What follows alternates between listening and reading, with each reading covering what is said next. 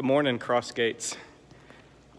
I've enjoyed coming up to the church a little bit more often now and seeing some families here, both outside at the prayer garden and even some families playing on our playground. And that's beautiful.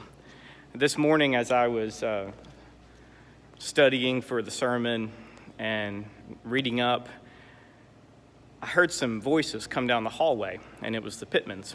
And I walked back here into the gym, into the CAC, and I see all this food, all this stuff. And I am overwhelmed and so impressed with the level of care, concern, and compassion that the Backpack Buddies continue to demonstrate, but also the way in which y'all as church members, but also people in the community have signed up and taken on, adopted, as it were, children in our schools who are not going to have those meals during the week. And the level of compassion is beautiful. And even if it's, I don't know, what I'm trying to say is that the motivation that people have to do this kind of good work has to come from a source other than inside. Something more than just their heart and their brain. There's a transformation that this represents. And so as I was pondering that about the perishability of food and the imperishability of who we are in Christ, the epistle reading for this Sunday comes out of 1 Peter, and I found it a very interesting thought. So this is Peter talking to his little churches that he was in charge of. And he said, this is 1 Peter chapter 1, starting in verse 17. Since you call upon a Father who judges all people according to their actions without favoritism, you should conduct yourself with reverence during the time of your dwelling in a strange land. Live in this way, knowing that you were not liberated by perishable things like silver or gold from the empty lifestyle you inherited from your ancestors. Instead, you were liberated by the precious blood of Christ, like that of a flawless, spotless lamb. Christ was chosen before the creation of the world, but was only revealed at the end of time. This was done for you, who through Christ are faithful to the God who raised him from the dead and gave him glory. So now your faith and hope should rest in God. As you set yourselves apart by your obedience to the truth, so that you might have genuine affection for your fellow believers, love each other deeply and earnestly. Do this because you have been given new birth, not from the type of seed that decays, but from seed that doesn't.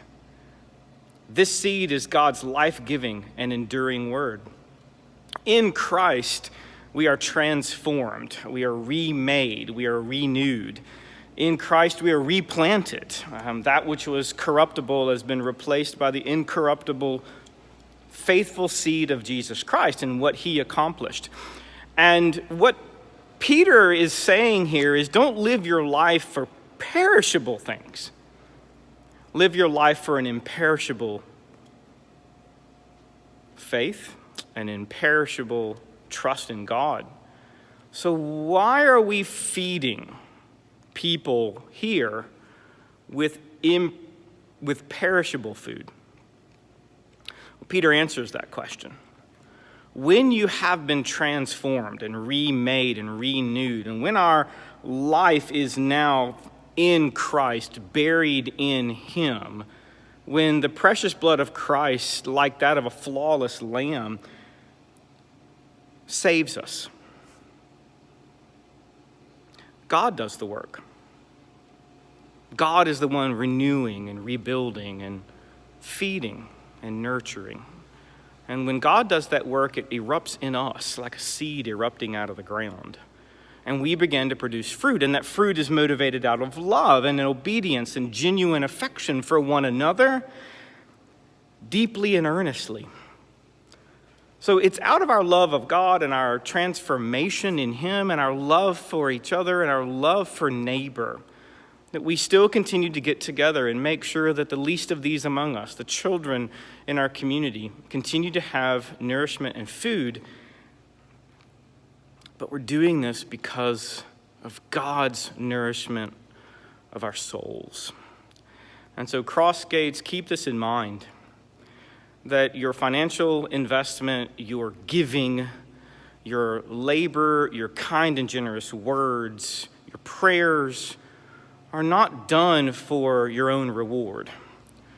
They are done because you are being transformed. You are beginning a journey towards fullness in Christ. Peter talked about it here, and it is first seen in love for one another, a true and sincere affection. So Crossgates, continue on this path. Remain in Christ. Continue to see God's work in the world around us. Embrace it, find it, support it, seek it. God is at work in you. God is at work in us.